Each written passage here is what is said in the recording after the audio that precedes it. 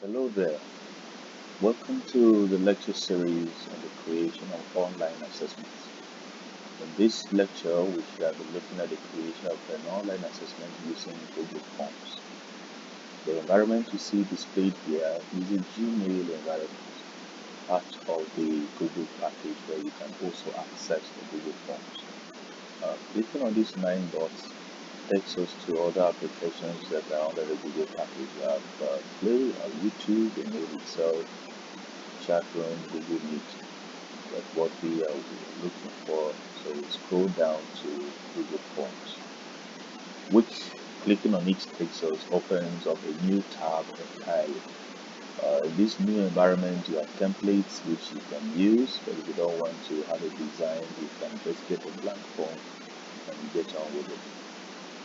So here, we're clicking on this cross, the plus sign here, takes us to the form itself where we can add a title to the form, add a description, and then choose the question type that we want to create. So let's add a title to our form. Without further ado, let's call this EDU 205. EDU 205, and you can see this is our first CA. Now, if that happens, we assume this is the first CA EDU 205 for the questions themselves. And so with this, we use a multiple choice format. If we click on it, we have a display, a drop down for short answer, paragraph, checkboxes, and so on and so forth, depending on what the creator wants to achieve.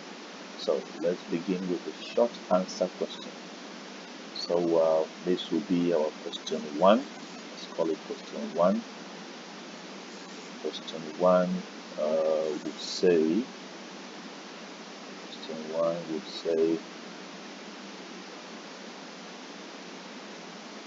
what is the main objective in technology in education? So what is the main objective of, let's say, of technology in education? So these are the students or the respondents will be expected to create, to add a short answer to it. But before then, let us go to responses. We don't have responses yet. We will go to these here, but once respondents begin to give answers to the questions, they'll be displayed here automatically. Now, going to the settings, we want to change these settings to that. Make this a quiz. So let us make it a quiz, and by doing that, by toggling that, we will have other settings here, which gives us options to change some of the options.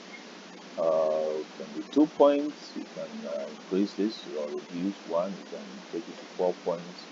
Let's leave it at 2 points. So this is in the form of a quiz now. So returning the questions themselves, we have what is the main objective of technology in education? So provided that this is the course material, the answer would be, and it is case sensitive, so the main objective of technology in education is integration. So remember, this answer is case sensitive. Whoever is answering this question has to bear in mind that the I has to be a capital letter, one with a small letter. So mark all other answers as incorrect. So we will tick that every other answer is incorrect. So with that, we can now pick, let's pick the second question. So clicking on that plus sign does that. So we are having here, remember, let's describe what we have here. This plus sign says add a question here, import question from a question bank. Here, add the title description here, image here, video, and then add a section to the questionnaire or the test as the case may be.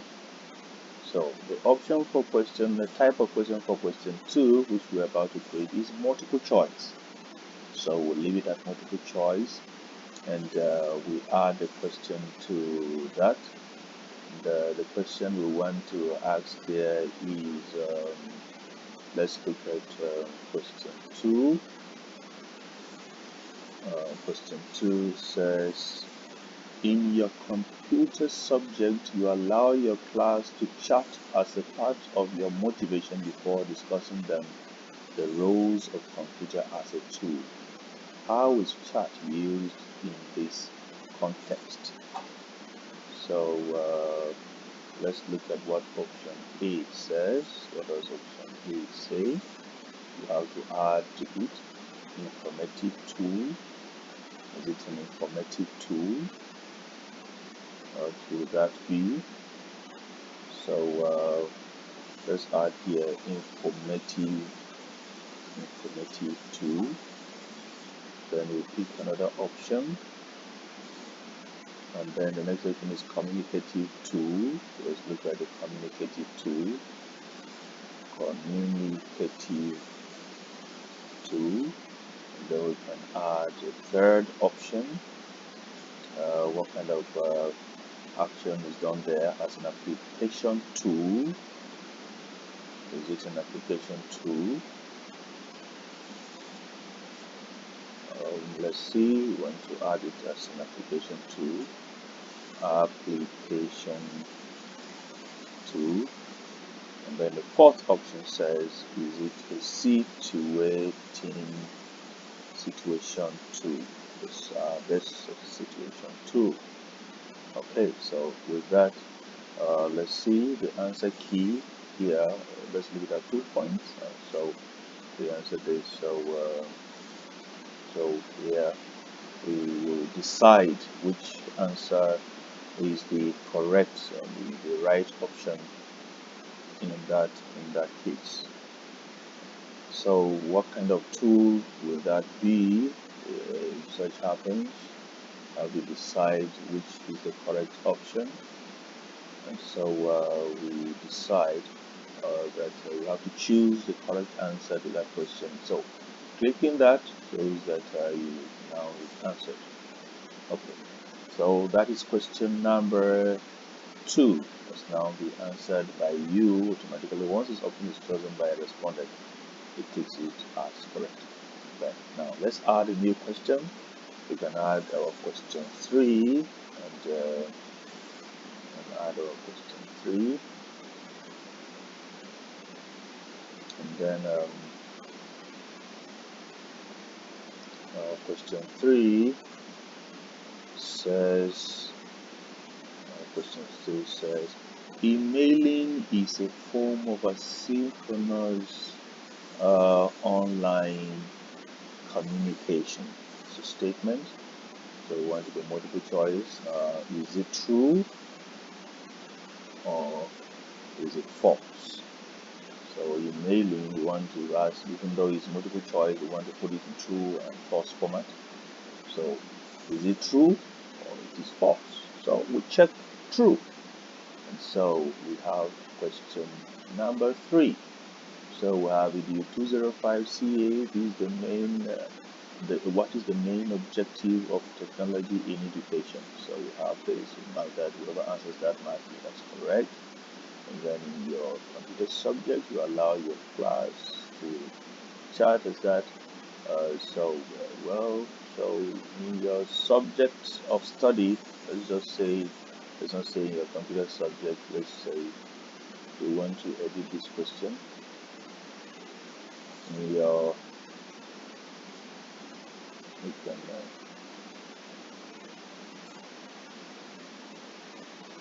we can have 2 questions at the same time for this question. Only one is correct. So so you see, you can choose correct answers there. So up to question number 3, well, that's fine. So we already have made the settings. Nobody has answered yet. And then the questions it says, I want to leave it at the 3rd question. You can add more, and to add more, all you need to do is just to click the plus sign of the new question. You can create a new question from there. So after doing all of that, you can beautify this, you can customize this, you can add things to it if you like. thing is in blue, but let's let it be in blue. Well, that's fine. You can close the thing. There is a preview. You can preview the questions that you have set. This is how it will look like to whoever is answering. You see, so those who wish to answer can answer, and the answers will automatically be displayed. You see. So let us try answering. Let's say integration, and then answer question 2 as communicated to, and then we can answer this as true. Then we submit. Great. So your response has been recorded. So if we come back here, we will see that we have one response. We have one response. So you see that it has automatically recorded the response that you gave up there. And it tells who made that response. It tells you using the email address of whoever made the response. Well, that's fine. So let's return to the settings now.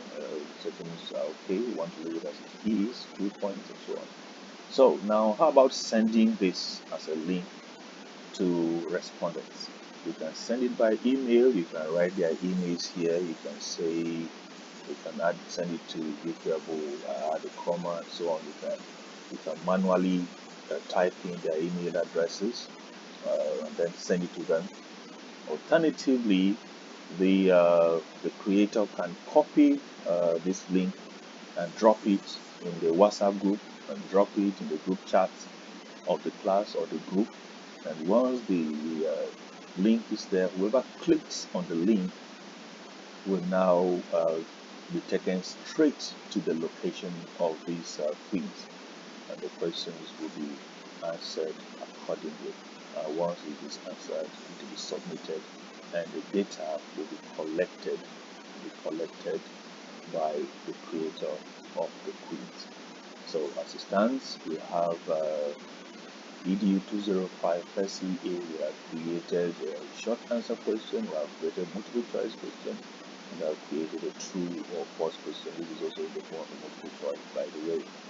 So this is how to create an online assessment using Google Forms, and we expect responses from you in the comment section. If there are questions, you're free to ask, and we can create as many of these as possible as we so would. But remember, you have to have data, you have to be online for you to create a Google form.